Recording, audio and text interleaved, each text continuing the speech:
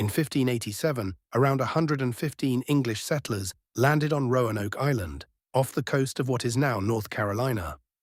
Led by Governor John White, they hoped to build England's first permanent colony in the New World, a foothold in a land they barely understood.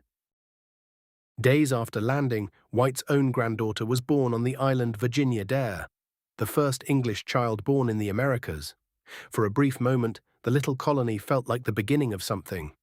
It was not. Trouble was already closing in.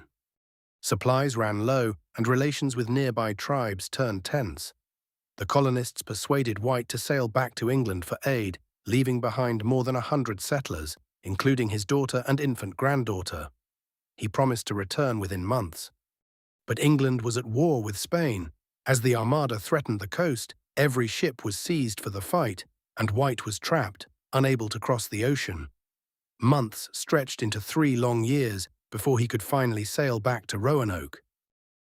In 1590, White landed at last and found the colony utterly deserted. The houses had been dismantled, the people gone. There were no bodies, no graves, no signs of battle. More than 100 men, women, and children had simply vanished. They had left one clue. Carved into a wooden post stood a single word: croatoan. On a nearby tree were the letters CRO. Crucially, there was no cross, the distress signal they had agreed to leave if taken away by force. Wherever they went, it seemed, they went willingly. Croatoan was a real place, a nearby island, home to a friendly native people of the same name. It pointed clearly to where the colonists had gone. But a violent storm battered White's ships and drove them back out to sea before he could search. He never saw any of them again. Ever since, people have argued their fate. Perhaps they were absorbed into the Croatoan tribe and lived on among them. Perhaps they were killed by hostile peoples, or the Spanish, or died trying to sail home. Each theory fits some of the evidence, and none fits all of it.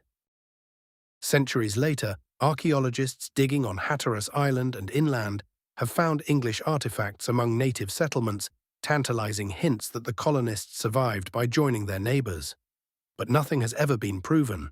The fate of the lost colony of Roanoke remains America's oldest unsolved mystery.